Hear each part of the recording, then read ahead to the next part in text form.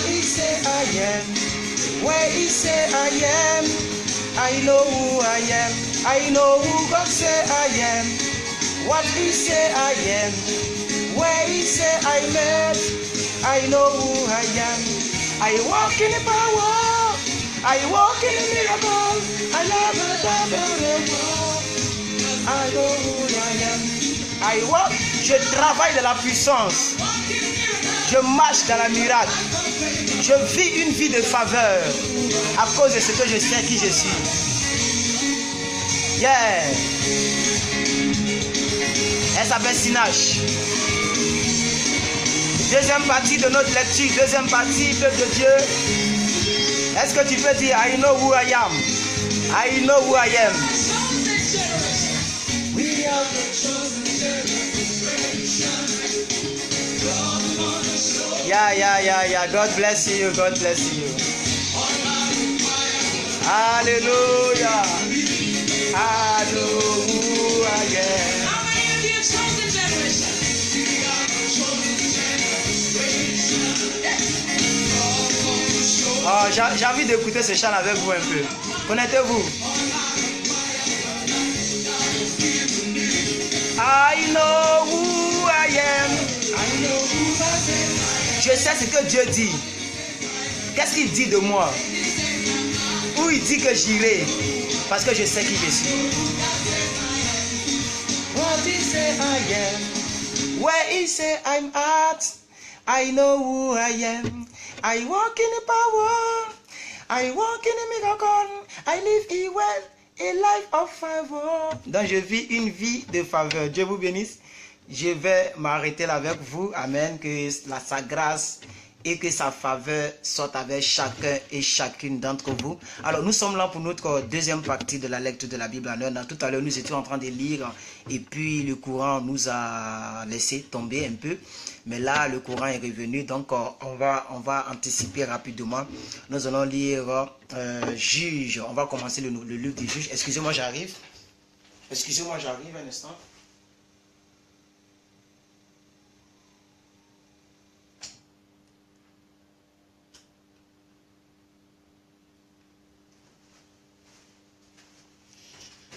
Voilà, je suis là.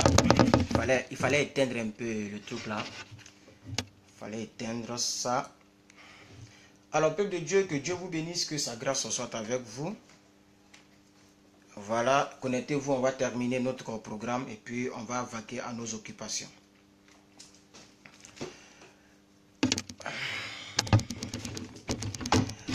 I live a life of favor. Ah, j'aime l'anglais. Bon, aujourd'hui nous lisons le livre des juges. Donc c'est les juges, ok, les juges. Donc le thème c'est la défaite et délivrance. Hier on a déjà vu tout ça, ok. Donc on va lire en même temps. Attention, quel est le programme? Je regarde. Voilà, c'est ça. Voilà, donc nous lisons les 3 chapitres intégralement. Amen. Pour cette deuxième partie, c'est pas long, on va finir tout à l'heure. Ok, nous sommes déjà à 4 minutes, on y va. Alors, après la mort de Josué, les enfants d'Israël consultèrent l'Éternel en disant: qui nous montrera le premier des Cananéens? Qui nous... Non, attention, excusez-moi. Oh, je me suis trompé, j'ai placé la caméra comme ça aujourd'hui. Qui nous montrera le premier? Qui nous montera, le verbe monter, qui nous montera le premier contre les Cananéens pour les attaquer? Parce que Moïse n'est plus là, Josué n'est plus là. Donc qui va nous monter, qui va nous faire monter? Alors verset 2, l'Éternel va répondre: Judas montera. Voici, j'ai livré le pays entre ses mains.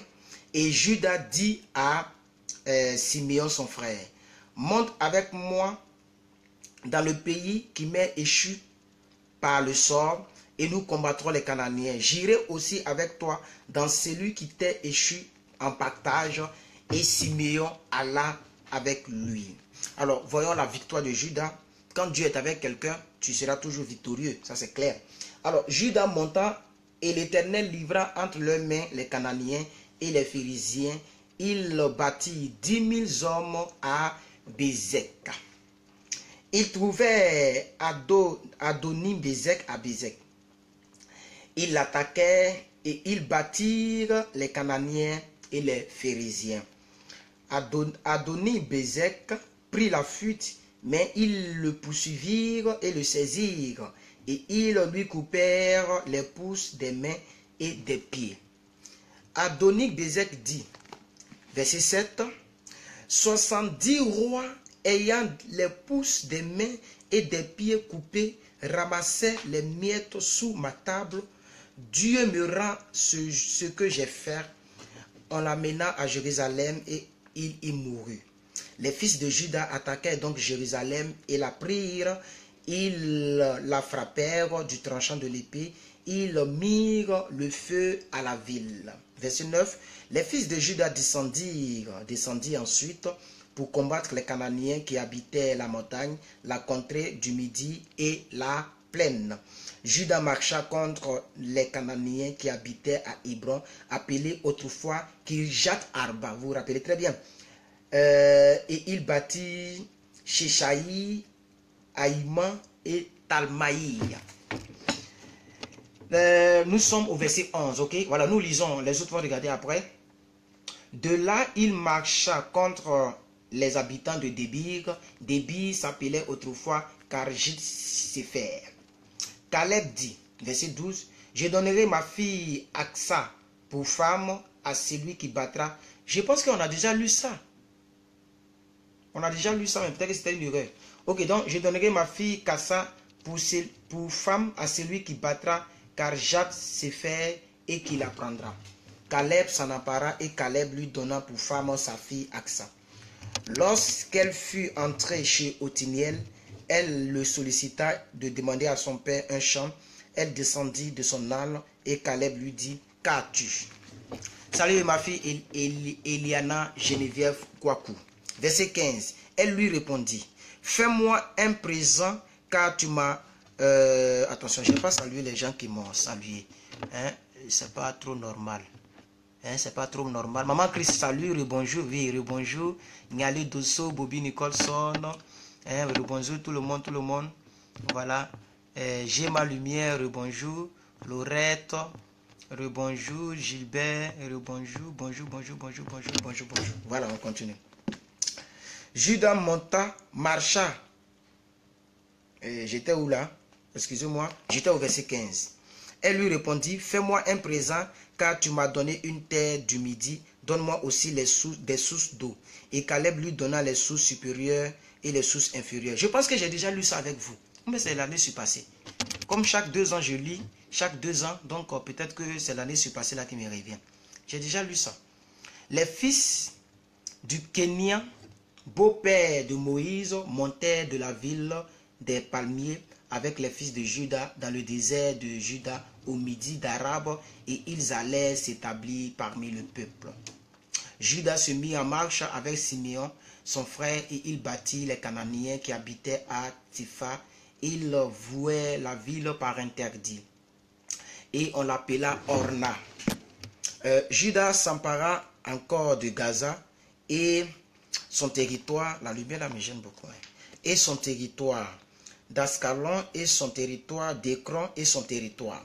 L'Éternel fut avec Juda et Juda se rendit maître de la montagne, mais il ne put chasser les habitants de la plaine parce qu'ils avaient des chars de fer.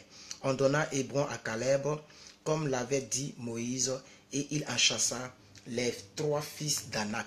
Alors si vous avez une question, que vous ne comprenez pas quelque chose, vous pouvez la poser, je vais répondre. Alléluia. Mais je voulais qu'on aille un peu plus vite, comme le courant est imprévisible. Alors, à partir du verset 21, nous lisons la victoire et la défaite des autres tribus. Donc, la tribu de Juda est victorieuse. Nous lisons la victoire et la défaite des autres tribus. Alors, nous voyons maintenant la tribu de Benjamin. Alors, les fils de Benjamin ne chassaient point les Jébusiens qui habitaient à Jérusalem. Et les Jébusiens ont habité jusqu'à ce jour dans Jérusalem avec les fils de Benjamin. La maison de Joseph monta aussi contre Béthel et l'Éternel fut avec eux. La maison de Joseph fit explorer Béthel qui s'appelait autrefois Luz. Les gardes virent un homme qui sortait de la ville et ils lui dirent, montre-nous par où nous pourrons entrer dans la ville et nous ferons, nous excusez-moi, et nous te ferons grâce. C'est-à-dire, si tu nous montres la ville, on ne va pas te tuer. Verset 25, il leur montra par où ils pourraient entrer dans la ville, et il frappait la ville du tranchant de l'épée, mais il laissait aller cet homme et toute sa famille. C'est pourquoi la Bible dit que ton oui soit oui. Même ton ennemi, quand tu lui donnes ta parole, il faut tenir ta parole. Verset 26, cet homme se rendit dans le pays des Étiens, il bâtit une ville, lui donna le nom de Luz, nom qu'elle porte jusqu'à ce jour. Le nom qu'elle porte jusqu'à ce jour. Verset 27. Manassé ne chassa point les habitants de Bethel. Donc voici les gens qui ont vécu, qui ont été victorieux, d'autres n'ont pas été victorieux. C'est ce qu'on nous montre.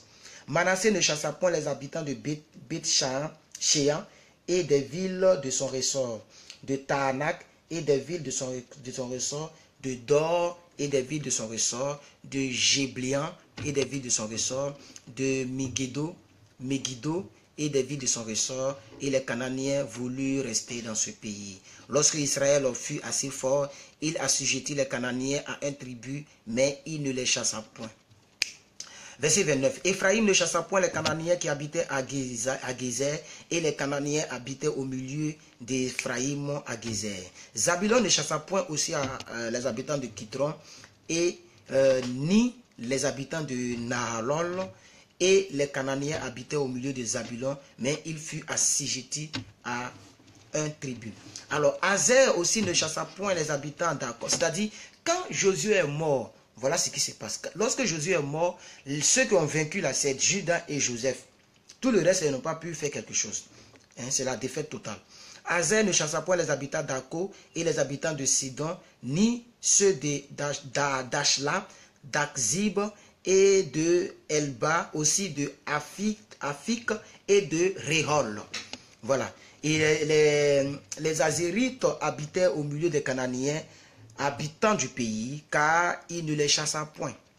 Alors, voyons maintenant pour Naphtali. Naphtali ne chassa point les habitants de Beth-Shemesh, ni les habitants de Beth-Anath, et il habitait au milieu des Cananéens, habitants du pays, mais les habitants de Beth-Shemesh et de Beth-Anath furent assujettis à un tribut.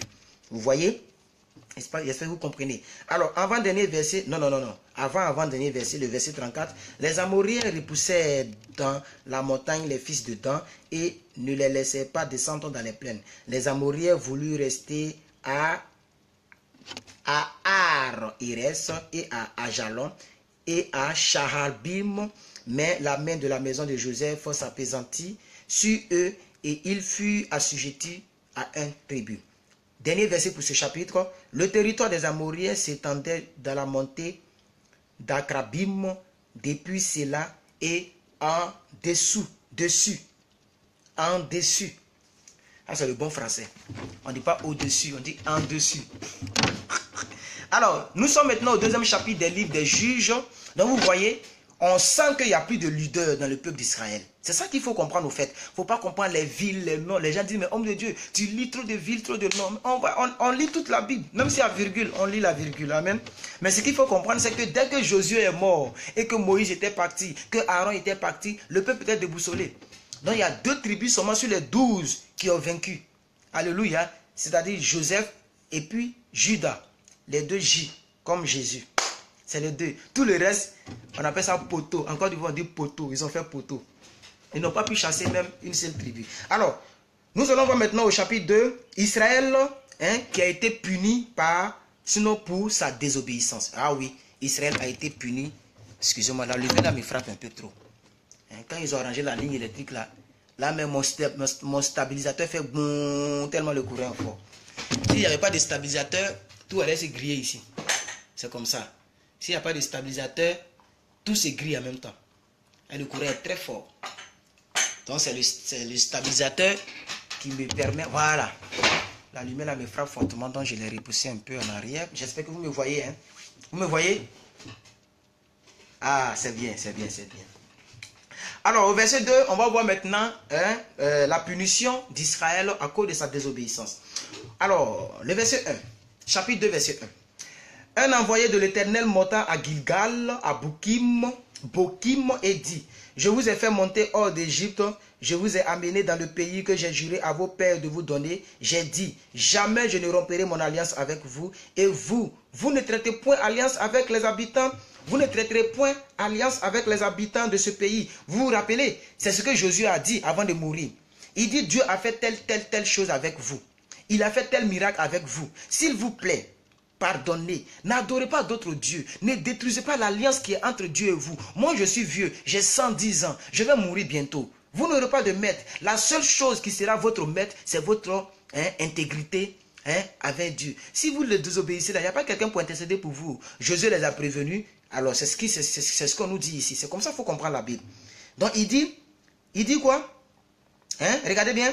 Et vous ne traiterez point d'alliance avec les habitants de ce pays. Vous renverserez leurs autels, mais vous n'avez point obéi à ma voix. Pourquoi avez-vous fait cela? Ça, c'est un homme qui l'a dit ça. Un homme comme ça, peut-être un fou, quelqu'un que Dieu parle au travers de quelqu'un, un inconnu. Puisque Moïse est mort, Aaron est mort, Josué est mort, Éliaser est mort, tous les sacrificateurs sont morts. C'est ça qu'il faut comprendre au fait. Donc Dieu passe par un homme inconnu, comme on dit en bon français, un anonyme, pour leur dire, mais voilà ce que je vous avais dit. Mais vous avez zaï. Alors verset 3, l'homme continue. J'ai dit alors, je ne chasserai point devant vous, mais ils seront à vos côtés et leurs dieux vous seront un piège. Lorsque l'Éternel, l'envoyé de l'Éternel, voilà comment on l'appelle l'envoyé de l'Éternel. Lorsque l'envoyé de l'Éternel eut dit ces paroles à tous les enfants d'Israël, le peuple éleva la voix et commençait à pleurer. Ne pleurez pas après avoir fait le péché, sinon tu vas passer toute ta vie à pleurer. Tu sais que tu fais là, tu vas pleurer, tu vas regretter. Quand tu fais peut-être que c'est doux, tu es content. Quand tu voles, quand tu mens, tu souris, tu es content. Mais après, tu vas regretter. Pourquoi faire quelque chose qui va te faire pleurer? Je ne comprends pas. Est-ce que vous comprenez? Si tu comprends, dis avec moi, je te suis. Parce qu'il y a beaucoup qui se connaissent, mais après, les gens là s'en vont. Quand ils voient le titre là net. En tout cas, moi, je lis la Bible chaque 2 ans. 2020. Peut-être que je ne pourrais pas faire ça en ligne si le temps ne me permet pas. Mais si le temps me permet, je pourrais faire ça encore en ligne. En 2020, je lirai encore toute la Bible. Je suis un prédicateur. Je suis obligé de toujours lire pour que, voilà, je me rappelle des histoires, ça, ma tête là, pour que la Bible rentre dedans. Alléluia. Lorsque l'envoyé, non, j'ai déjà lu ça. Josué renvoya le peuple et les enfants d'Israël allaient chacun dans son héritage pour prendre possession du pays. Ça, c'est toujours le rappel que l'envoyé dit. Le peuple servit l'Éternel pendant toute la vie de Josué et pendant toute la vie des anciens qui survécurent à Josué et qui avaient vu toutes les grandes choses que l'Éternel avait faites en faveur d'Israël. Josué, fils de Num, serviteur de l'Éternel, mourut âgé de 110 ans. On l'ensevelit dans le territoire qu'il avait eu en partage à Timnath-Héret dans la montagne d'Éphraïm au nord de la montagne de Gaash. La nouvelle génération alors est donc corrompue. Et c'est dans ça que nous sommes. Aujourd'hui, la nouvelle génération est corrompue. Les filles apportent des pagnes foulards. C'est-à-dire pagnes là, tissu là, c'est foulard. Tissu foulard où tout est dessiné avec taille basse ou bien taille courte pour aller à l'église. La génération est corrompue. La génération est corrompue. Les gens passent plus de temps dans WhatsApp que de donner au moins 10 minutes à Dieu pour lire la Bible. Regardez le nombre de personnes qui me suivent. Je vous assure que si je parlais de mariage, si je parlais de voyage, si je parlais de prophétie, même dans leur bureau, ils allaient se connecter. Mais comme je mets les titres pour faire mes vidéos, quand on voit lire la Bible en 1 an, ça les énerve. Bon, alors, toute cette génération fut recueillie auprès de ses pères et il s'éleva après elle une autre génération qui ne connaissait point l'Éternel, ni ce qu'il avait fait en faveur d'Israël. Mais ils ne lisent même pas la Bible. Comment ils vont savoir ce que l'Éternel a fait en faveur d'Israël? Les enfants d'Israël firent alors ce qui déplaît à l'Éternel et ils servirent Baal. Vous connaissez Baal, les prophètes de Baal, ok?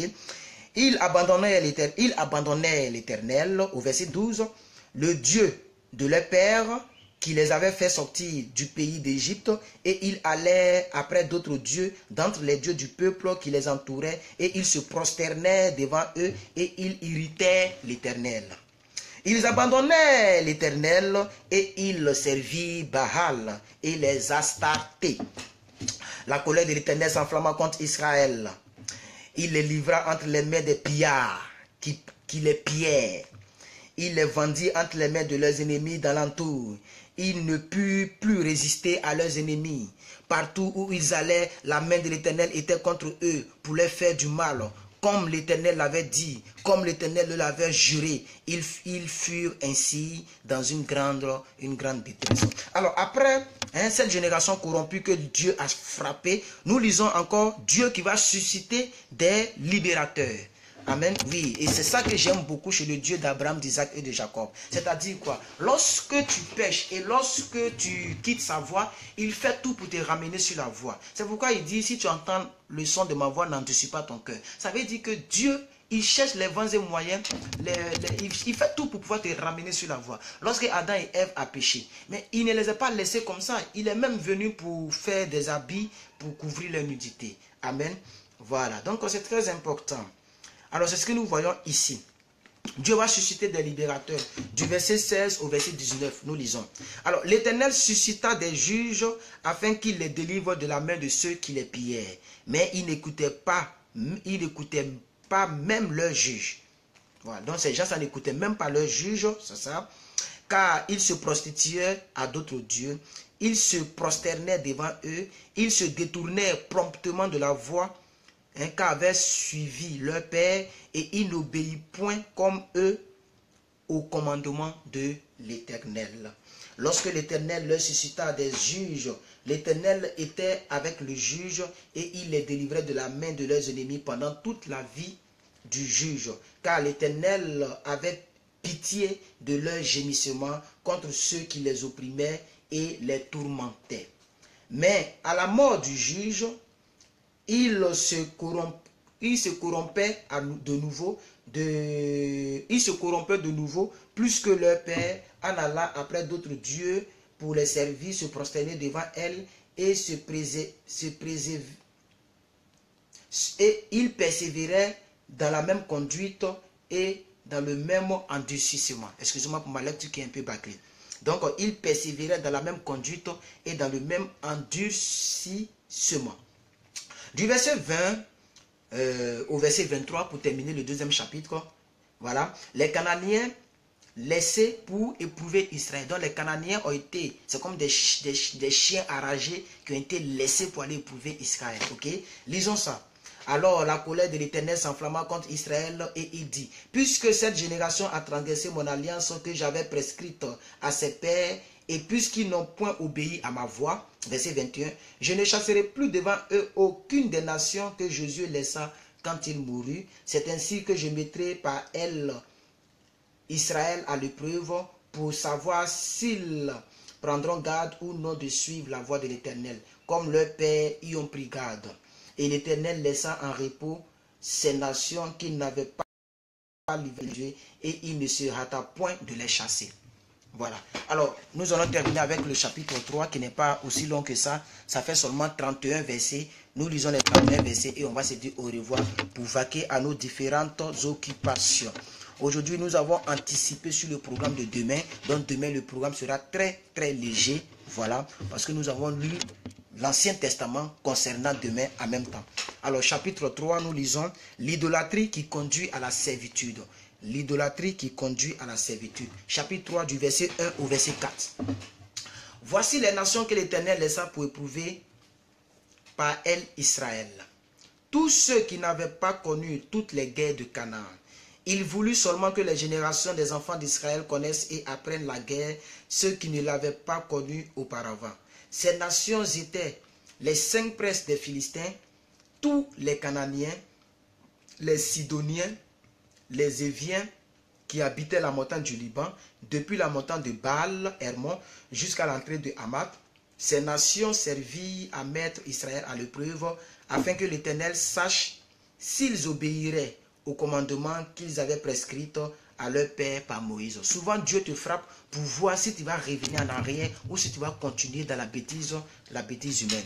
Alors, lisons maintenant les 5 juges que Dieu va envoyer pour juger, coordonner les choses en Israël, puisqu'il n'y a plus de leader. Verset 5 jusqu'au verset 7. Toujours chapitre 3. Et les enfants d'Israël habitaient au milieu des Cananéens, des Étiens, des Amoriens, les Phérésiens, les Éviens, les Jubésiens. Ils prirent leurs filles pour femmes Ils donnaient à leurs fils leurs propres filles et ils servirent leur Dieu. Les enfants d'Israël firent ce qui déplaît à l'Éternel. Ils oublièrent l'Éternel et ils servirent les Baals et les idoles. La colère de l'Éternel s'enflamma contre Israël et les vendit entre les mains de Cushan Rishathaïm, roi de la Mésopotamie, et les enfants d'Israël furent asservis 8 ans à Cushan Rishathaïm. Verset 9, chapitre 3, nous sommes dans les juges. Les enfants d'Israël criaient à l'Éternel et l'Éternel leur suscita un libérateur qui les délivra. On l'appelle Othniel, fils de Kenaz, frère cadet de Caleb. L'esprit de l'Éternel fut sur lui. Il devint juge en Israël et il partit pour la guerre. L'Éternel livra entre ses mains Cushan Rishathaïm, roi de la Mésopotamie, et sa main fut puissante contre Cushan Rishathaïm. Le pays fut en repos pendant 40 ans et Othniel, fils de Kenaz, mourut. Du verset 12 au verset, je ne sais plus combien, au verset 30, pour terminer ce chapitre, nous allons voir Ehud, E-H-U-D, Ehud, qui est devenu le deuxième juge d'Israël pour délivrer Israël des mains de Moab. Nous lisons. Alors, les enfants d'Israël firent encore ce qui déplaît à l'Éternel. Ils sont têtus, les enfants d'Israël. Ils sont vraiment têtus, les enfants d'Israël. Les enfants d'Israël firent encore ce qui déplaît à l'Éternel, et l'Éternel fortifia Églon, roi de Moab, contre Israël, parce qu'ils avaient fait ce qui déplaît à l'Éternel. Églon réunit à lui les fils d'Ammon et les Amalécites, et il se mit en marche. Il battit Israël, et ils s'emparèrent de la ville des palmiers. Verset 14. Et les enfants d'Israël furent asservis 18 ans à Églon, roi de Moab. Les enfants d'Israël criaient à l'Éternel. Mais vous faites des bêtises, après vous criez à l'Éternel, après vous retombez, et c'est de ça que nous sommes. Oh, vraiment. Les enfants d'Israël criaient à l'Éternel, et l'Éternel leur suscita un libérateur qui s'appelle Ehud. E-H-U-D, voilà, fils de Géra. C'est un Benjamite, donc il vient de la lignée de Benjamin. Voilà, il faut comprendre ça. Qui ne se servait pas de la main droite. Les enfants d'Israël envoyaient par lui un présent à Églon, roi de Moab. Ehud se fit une épée à 2 tranchants, longue d'une coudée, et la ceignit sous ses vêtements au côté droit. Il offrit le présent à Églon, roi de Moab. Or, Églon était un homme très gras. Lorsqu'il eut achevé d'offrir le présent, il leur renvoya les gens qu'il avait apportés. Au verset 19, il est écrit, il revint lui-même depuis les arrières près de Gilgal, et il dit, ô roi, j'avais quelque chose de secret à te dire.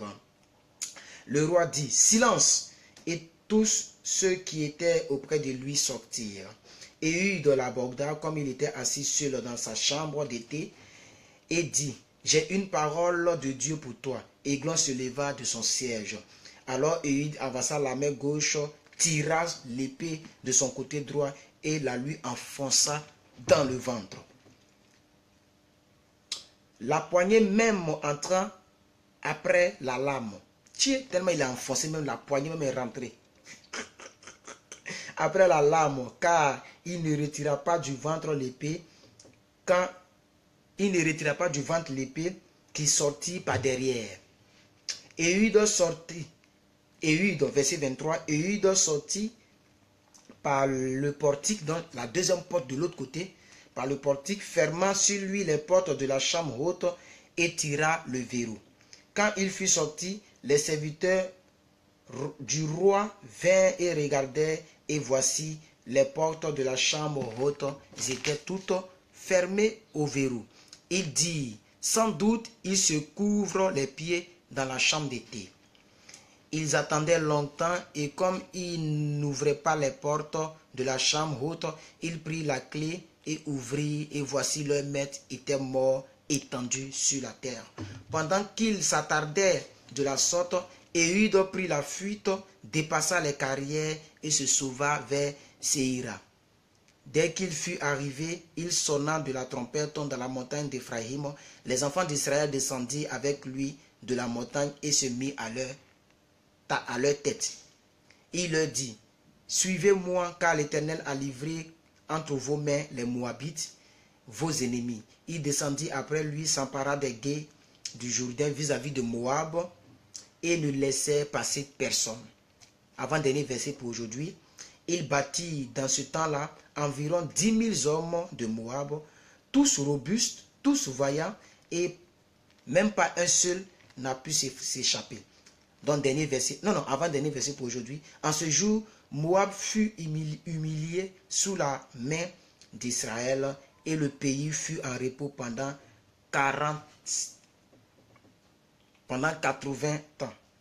80 ans.